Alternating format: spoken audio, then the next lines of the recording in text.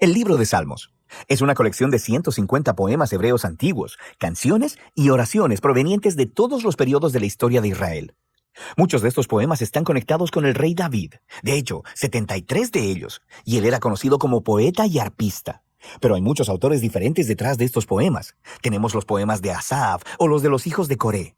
Y algunos proceden de otros líderes de alabanza en el templo. Incluso Salomón y Moisés tienen sus propios poemas, y casi un tercio de ellos son anónimos.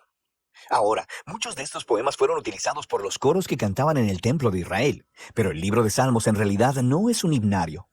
En algún punto del periodo, después del exilio de Israel en Babilonia, estos poemas antiguos fueron reunidos y acomodados intencionalmente en el libro de Salmos que ahora tenemos.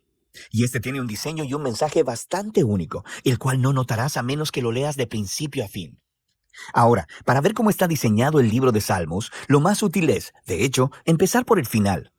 El libro concluye con 5 poemas de adoración al Dios de Israel, y cada uno comienza y termina con la palabra aleluya, que es una orden en hebreo para decirle a un grupo de personas que adoren a Yah, la versión corta del nombre divino Yahweh. Ese es un arreglo de 5 partes realmente bonito, y parece que alguien nos está dando aquí una conclusión para el libro. Así que nos invita a hacer la pregunta, ¿tiene el libro otras señales de diseño intencional?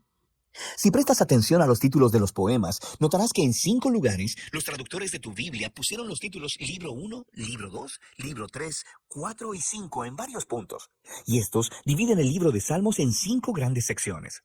La razón para esto es que los últimos poemas en cada una de estas secciones tienen un final muy similar, que luce como una adición editorial. Se lee algo como, bendito sea el Señor, el Dios de Israel, por los siglos de los siglos. Amén y amén. Así que el libro tiene una conclusión y una organización interna en 5 partes principales. Así que lo natural es ir al principio a buscar una introducción. ¿Y qué encontramos? Los Salmos 1 y 2 se separan del libro 1 porque la mayoría de los poemas en el libro 1 están conectados a David, excepto los Salmos 1 y 2 que son anónimos. El Salmo 1 celebra lo bienaventurada que es la persona que medita en la Torá, leyéndola en oración día y noche y que luego la obedece. Ahora, la palabra Torá significa simplemente enseñanza, y de manera más específica se llegó a referir a los 5 libros de Moisés que inician el Antiguo Testamento. Y aquí parece ser que la palabra se utiliza con ambos significados en mente, lo que explica por qué tiene 5 partes. El libro de los Salmos se ofrece como una nueva Torá que enseñará al pueblo de Dios la práctica de la oración durante toda su vida, al mismo tiempo que procuran obedecer los mandamientos de Dios entregados en la primera Torá. El Salmo 2 es una reflexión poética sobre la promesa de Dios al rey David de 2 Samuel capítulo 7, de que un día un rey mesiánico vendría y establecería el reino de Dios sobre el mundo, derrotando la maldad y la rebelión en la nación. El Salmo 2 concluye diciendo que todos aquellos que se refugian en el rey mesiánico serán bienaventurados, precisamente la palabra que se utiliza para iniciar el Salmo 1. Y así, estos 2 poemas juntos nos dicen que el libro de Salmos está diseñado para ser el libro de oración del pueblo de Dios según ellos procuran ser fieles a los mandamientos de la Torá, mientras anhelan y esperan el venidero reino mesiánico. Ahora, con estos 2 temas presentados, podemos empezar a ver cómo los libros más pequeños también han sido diseñados alrededor de estas 2 ideas. Por ejemplo, el libro 1 tiene justo en el centro una colección de poemas, los Salmos del 15 al 24, que inician y concluyen con un llamado a ser fieles al pacto. Y luego, en los Salmos del 16 al 18, encontramos una representación de David como un modelo de esta clase de fidelidad. Así que él clama a Dios para que lo libere, y Dios lo enaltece como rey. Ahora, en el grupo de poemas correspondientes, los Salmos del 20 al 23, el David del pasado se ha convertido en una imagen del futuro rey mesiánico, quien también clamará a Dios. Él será librado y le será dado un reino sobre las naciones. Y luego, justo en el centro de esta colección, está un poema, el Salmo 19, dedicado a adorar a Dios por proveer la Torá. Así que aquí lo tenemos, los 2 temas de los Salmos 1 y 2 ligados muy de cerca aquí. El libro 2 abre con 2 poemas que están unidos por su esperanza de un regreso al templo en Sion en el futuro. Y esta es una imagen muy asociada con mucha proximidad a la esperanza del reino mesiánico.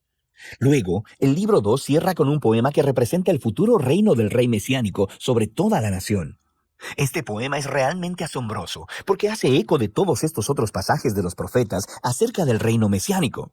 Y concluye diciendo que este rey traerá el cumplimiento de la antigua promesa de Dios a Abraham sobre traer bendición de Dios a todas las naciones. El libro 3 también concluye con un poema que reflexiona sobre la promesa de Dios a David, pero esta vez a la luz del exilio de Israel. Así que el poeta recuerda cómo Dios dijo que nunca abandonaría al linaje de David. Pero ahora está observando la rebelión de Israel, su resultado, la destrucción, el exilio y la decadencia del linaje de David. Así que el poeta termina pidiéndole a Dios que nunca olvide su promesa a David. El libro 4 está diseñado a responder a esta crisis del exilio. Así que el poema inicial nos regresa a las raíces de Israel con la oración de Moisés. Y el autor hace lo que Moisés hizo en el monte Sinaí después del incidente del becerro de oro: clamar al Señor por su misericordia. El centro del libro 4 está dominado por un grupo de poemas que anuncian que el Señor, el Dios de Israel, gobierna como el verdadero Rey del mundo. Toda la creación, los árboles, las montañas y los ríos son convocados para celebrar ese día futuro en el que Dios traerá su justicia y su reino sobre todo el mundo. Son convocados para celebrar ese día futuro en el que Dios traerá su justicia y su reino sobre todo el mundo.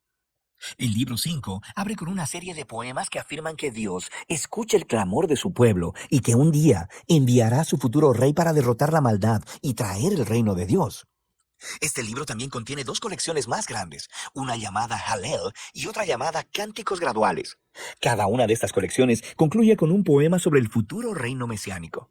Y estas dos colecciones, al unísono, sostienen la esperanza de una acción futura, similar al Éxodo, en el que Dios redimirá a su pueblo.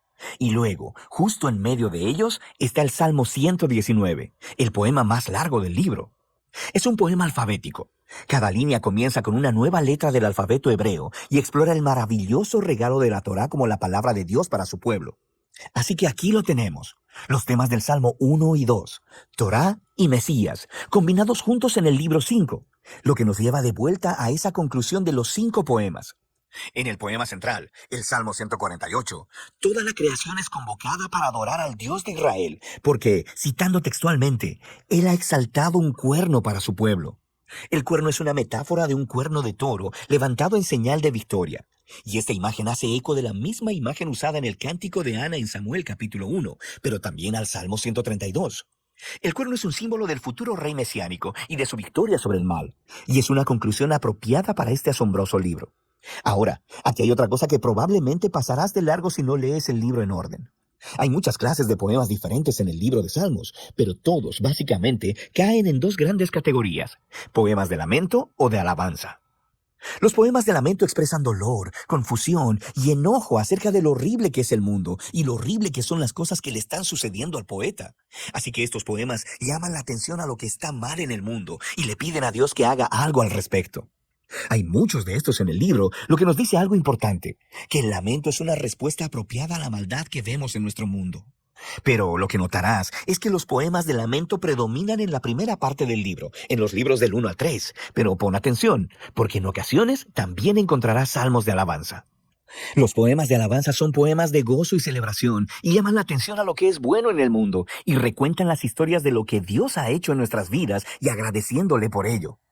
En los libros 4 y 5 notarás que los poemas de alabanza son más que los poemas de lamento, y todo culmina en esa conclusión de aleluyas en 5 partes. Este cambio de lamento a alabanza es profundo y nos dice algo acerca de la naturaleza de la oración, mientras esperamos por el rey mesiánico como el libro nos enseña a hacer.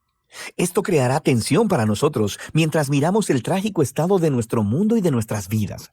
Así que los salmos nos enseñan a no ignorar el dolor de nuestras vidas, pero también, al mismo tiempo, que la fe bíblica mira hacia adelante, mirando a la promesa del futuro reino mesiánico de Dios.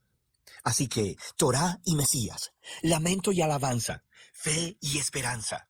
De eso trata el libro de Salmos.